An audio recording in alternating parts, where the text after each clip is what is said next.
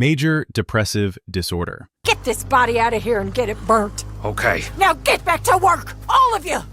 Quit your lollygagging! Get back to work! Major depressive disorder, also known as clinical depression, is like having a personal life coach who only yells, "You're trash," 24/7. It's not just sadness, it's emptiness, guilt, hopelessness, and a total lack of motivation. Basically, your brain is Netflix autoplaying "You Suck" episodes forever. And funny enough, RDR2 is packed with it. Now, we have a lot of character with this, but I missed it about Arthur Morgan in the previous video. One viewer, who actually was diagnosed with MDD, pointed out that I missed a big one: Arthur's extreme insecurities. Physically, he thinks he's hideous, like mirror checking for the sole purpose of saying "ew." Then he layers on the guilt, like constantly believing he's a terrible person. Imagine being the camp's moral compass and still thinking you're the villain. That's Arthur. He's basically the cowboy version of that friend who apologizes for existing when you bump into them. And after his TB diagnosis, the depression meter breaks. He stops chasing money, starts journaling about regrets, and hands cash to the Downs family like Oprah. You get money. You get money. Everybody gets guilt money. His high honor ending, looking at the sunrise, is the saddest screensaver you'll ever see. Now, apart from him, we also have KIERAN Jones in same situation, but she takes the drink until it stops hurting approach. After Sean dies, she's camp's full-time whiskey fountain. She slurs, stumbles, and disappears into the background like Rockstar literally forgot to render her anymore. If coping by alcohol were a minigame, KIERAN would be speedrunning it. Molly O'Shea, Dutch's ex-queen turned invisible NPC. Once Dutch starts ignoring her, she unravels fast. She mutters, isolates, then blows up in a drunken rant that's part roast, part cry for help. And despite not betraying anyone, she gets shot by Susan. Imagine being so depressed and drunk that people think your rant equals treason. That's Molly's legacy. So yeah, in RDR2, depression doesn't just show up. It's practically a gang member. Arthur carries it, KIERAN drinks it, Molly screams it, and Dutch, he just ignores it, like one of his plans. Antisocial personality disorder. Saved his. Maybe he never told you, but fact is, I stopped him getting killed in a bar fight in Crenshaw Hills. Antisocial personality disorder, also known as sociopathy, is when someone lives life with the emotional depth of a puddle. No guilt, no empathy. No, maybe I shouldn't shoot this guy in the face today. Just impulsive chaos and self-interest. And in RDR2, Micah Bell is the poster child Rockstar must have used for the textbook. Now, it's important to know that sociopaths are different from psychopaths. Psychopaths are smooth, charming, and calculated. The kind of guy who could sell you a broken car and somehow get you to say thank you. Sociopaths, hot-headed, reckless, and incapable of faking being normal. They can't hold relationships, can't play nice, and usually blow their cover faster than Micah blowing up Strawberry. And that's exactly him. Remember Strawberry? Some poor guy mouths off and Micah shoots him dead. Instant sociopath bingo. Impulsive, violent, zero thought about consequences. Then, after Arthur bails him out, he escalates into a full town massacre. That's not an outlaw strategy. That's sociopathy 101. Act on impulse, leave bodies, shrug it off. Another sociopath trait, total inability to bond. And yes, the gang hates him. Arthur despises him. Sadie would kill him twice if Rockstar let her. Even Bill, who's basically programmed to follow anyone louder than him, looks like he's just tolerating Micah out of boredom. Micah has all the charisma of spoiled milk. And seriously, his closest bond is basically with his revolvers. Now, the cherry on top is manipulation. Sociopaths aren't as slick as psychopaths, but they'll exploit weak spots when they see them. Enter Dutch. By the time Guarma fries Dutch's brain, he's vulnerable, paranoid, and basically cosplaying as a conspiracy theorist. Micah swoops in, feeding his ego with, "Yes, Dutch, you're totally right. You're still the smartest guy in the room." That's sociopathy at work. Not charming everyone, but zeroing in on one fragile target and exploiting them until the whole gang collapses. And in the end, betrayal. Sociopaths don't feel loyalty. They feel opportunity. So Micah rats the gang out to the Pinkertons, not to save himself, not even for the money, just because betrayal was convenient. Micah isn't just a bad guy. He's the perfect sociopath, impulsive, manipulative, and dangerous in the dumbest way possible. Factitious disorder. I hope and pray to whatever is out there that I get to come back as a youngin', so that when you're old and facing death...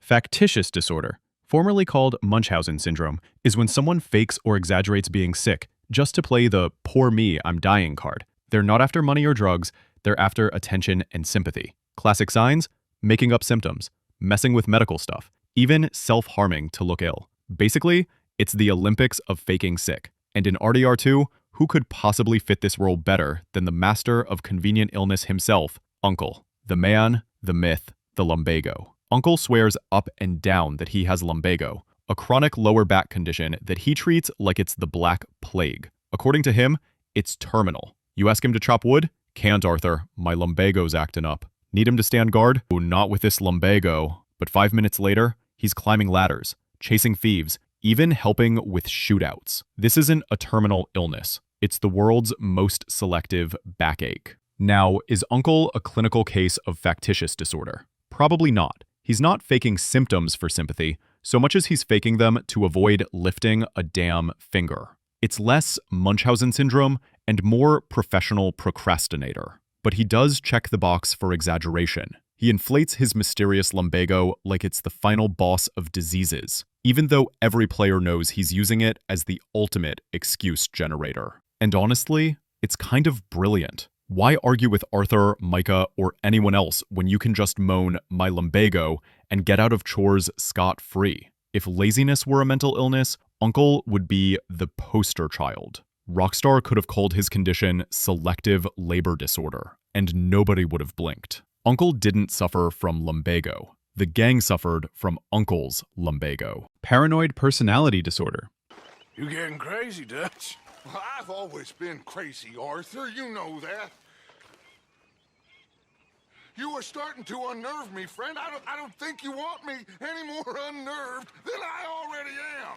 Paranoid personality disorder is when your brain runs on trust no one mode 24/7. Friends? Family? Shh. Random cow and Valentine? Probably plotting against you. It's living life like the Among Us emergency button is glued to your hand. Now, someone reminded me in the comments section in the previous video of mental disorders that Dutch had also this disorder. He was talking about that camp moment before Chapter 4 where Dutch just flips on Arthur like, "I know you're gonna betray me." And then 10 seconds later, he's all, "Anyway, nice weather we're having." That is certified paranoia. Dutch out here rage-quitting the friendship and then pretending nothing happened. It's giving Post a cryptic Insta story, then delete it 5 minutes later vibes. And the deeper we get into the game, the worse it gets. Dutch starts side-eyeing Arthur and John like they're running a secret Discord server without him. Meanwhile, the only guy he doesn't suspect is Micah, literal walking malware.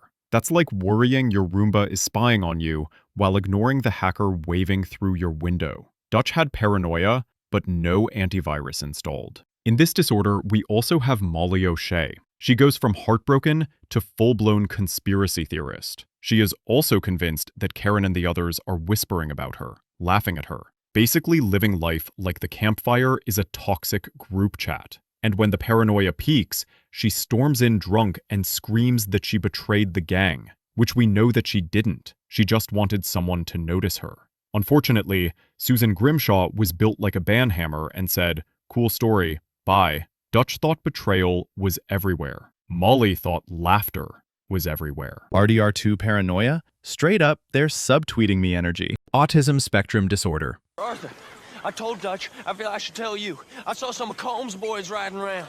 Down here, what they want? Autism spectrum disorder, or ASD, is when your brain just decides, yeah, I'm gonna do things differently. It's a developmental condition that affects communication, socializing, and how you interact with the world. But keep in mind, though, it's not a mental illness. It's a spectrum, meaning some people might struggle with social cues, others hyper-focus on certain interests, and some do both. Basically, it's difficulty with small talk, but also can tell you 47 facts about frogs you didn't ask for. Now, Rockstar never came out and stamped autistic on any character, but some characters show autistic traits. In my previous video, one viewer pointed it out, who was also an autist, so we can trust him more than anything.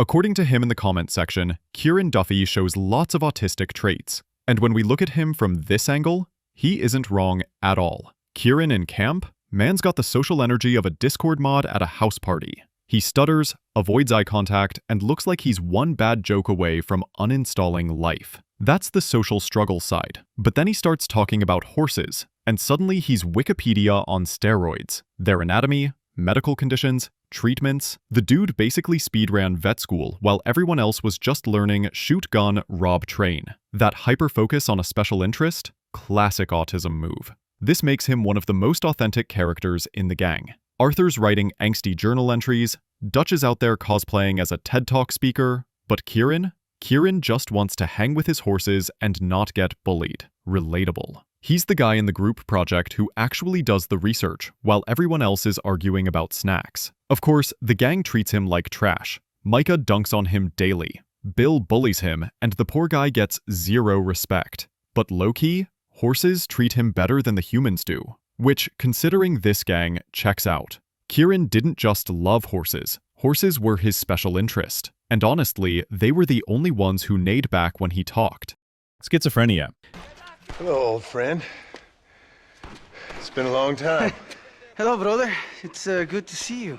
Schizophrenia is when your brain decides to install mods without asking. Hallucinations, delusions, hearing voices, all the DLC nobody ordered. It makes you lose touch with reality, and daily life starts feeling like you're stuck in a Rockstar side quest with no waypoint. Movies always get it wrong and call it split personality. But in reality, it's more like your brain is a Netflix account, and random strangers keep logging in. Take John Marston. In RDR1, he runs into the Stranger Man, this mysterious guy who knows John's whole life story, shows up in random spots, and somehow can't be killed. And here's the kicker. Nobody else acknowledges him. That lines up perfectly with schizophrenia symptoms. Seeing someone who isn't there, and believing 100% that it's real. John trying to shoot him and missing wasn't bad aim. That was basically schizophrenia saying, "Nice try, cowboy." It's like Fight Club, but instead of Brad Pitt, John gets a creepy Monopoly man. Even in RDR2, John hears Arthur's voice at the cave campsite. Could be grief, could be memory, or it could be an auditory hallucination. Hearing voices is another classic schizophrenia sign. And honestly, after losing his parents, his gang, his friends, and watching Dutch spiral into Twitter conspiracy theorist mode, John's brain had plenty of reasons to break. Trauma and stress are like free trial codes for schizophrenia. Then there's Nigel, the "Where's Gavin" guy. He's one giant, walking delusion. For years, he roams the map screaming Gavin's name, like he's lost his AirPods. By the epilogue, he admits he doesn't even remember what Gavin looks like. And I think the reality is that Gavin doesn't exist. Never in the credits. Never mentioned by anyone else. That's textbook schizophrenia. Clinging to a person who isn't real. Talking to them. Searching endlessly. Nigel isn't quirky. He's showing what untreated psychosis looks like. And Rockstar made it hit harder. First playthrough, you laugh at him. Second playthrough, you realize you've been making fun of a man lost in his own broken reality. John hallucinated a strange man. Nigel hallucinated Gavin. And we all hallucinated thinking Rockstar would ever explain it. Post-traumatic stress disorder. It'll be okay. We mean you no harm. Miss. Come on. PTSD, or post-traumatic stress disorder, is all over Red Dead Redemption. Honestly, half the gang could qualify for it. When you spend your life robbing trains, burying friends, and listening to Dutch scream, "I have a plan," on repeat, your brain's bound to glitch a little. Honestly, if the Vanderland gang had a group therapist, she'd retire after one session. PTSD happens when trauma refuses to stay in the past. Flashbacks, nightmares, hyper-alertness, that constant "I can't relax" energy. And in RDR2, Sadie Adler and John Marston are basically case studies. Sadie's trauma begins literally at the start of the game. Her husband's murdered by the O'Driscolls, and we got hints she may have been assaulted too. That kind of event doesn't just hurt, it rewires your brain. Instead of grief, Sadie goes cold, hard, and revenge-obsessed. She charges into gunfights like she's allergic to cover, because sitting still means sitting with her pain. That's PTSD, stuck in survival mode, constantly looking for danger because danger already took everything once. And when the gang collapses, does she rebuild a quiet life? Nope. She becomes a bounty hunter, chasing chaos, because peace and quiet remind her of what she lost. Now, as for John Marston, his PTSD is slower, but it's there. His entire childhood was trauma speedrun. Both parents dead, raised in an orphanage. And then Dutch swoops in like a discount father figure who eventually betrays him. Add years of violence, betrayal, and watching Arthur die, and you've got enough trauma to fry anyone's brain. In the epilogue, when John passes old camps, he hears voices. That's an auditory flashback, one of PTSD's calling cards. He's building fences, but mentally, he's still back in the gang, reliving everything he lost. PTSD makes the past feel like it never left. And for John, that's exactly the case. Both Sadie and John survived, but survival doesn't erase trauma. PTSD doesn't care if you change careers or build a ranch. It just follows you around like the world's worst sidekick. You can bury the past in Red Dead Redemption, but PTSD always digs it back up. Borderline personality disorder. My people were peasants, starving in a field someplace. My mamas were in Lincolnshire, Borderline personality disorder, or BPD, is basically emotional chaos mode. It's when your moods, relationships, and even your sense of self swing around like a busted saloon door. People with BPD fear abandonment, flip between idolizing people and despising them, act impulsively, and have a quick temper. And Dutch Vanderland? He's practically the Old West poster boy for it. Start with the fear of abandonment. Dutch is desperate to be loved, the great father figure, the outlaw messiah. He adopts wayward souls left and right. Arthur, John, Tilly, even Sean, who was basically found annoying by everyone else. Why? Because if Dutch keeps collecting people, maybe they won't leave him. But the moment Arthur or John question him, Dutch reacts like a teenager who just got ghosted. He doesn't just fear abandonment, he assumes it's coming. So he cuts people off before they can cut him off. That's classic BPD behavior. We also see the unstable relationships behavior. Arthur and John go from my beloved sons to traitors overnight. Molly goes from his lover to dead weight the second she feels ignored. Colum O'Driscoll, once a friend, now a sworn nemesis. Dutch doesn't do healthy attachment. He does roller coaster attachment. One day you're family, the next, you're a Pinkerton. And regarding impulsiveness, this man could not chill if you paid him. BPD often leads to risky, spur-of-the-moment decisions. And Dutch's entire career is one giant bad idea speedrun. Robbing a train while the law is watching? Sure. Blowing up Bacchus Bridge for zero reason? Why not? Drowning Angelo Bronte mid-ransom plan? Dutch called an audible and turned a heist into a murder mystery. And Tahiti? The man risked his whole gang's life chasing mangoes. That's not strategy. That's a grocery list. His impulsiveness comes from that unstable self-image. He needs big gestures to prove he's the visionary leader he claims to be, even when it makes zero sense. And by the end, Dutch's self-image completely collapses. He goes from Robin Hood revolutionary to a paranoid, violent mess who doesn't even believe his own speeches. That's BPD's unstable identity in action. Dutch doesn't know who Dutch is anymore. Dutch didn't just have impulsive plans. He had borderline personality disorder, which explains why the only thing more unstable than his gang was him.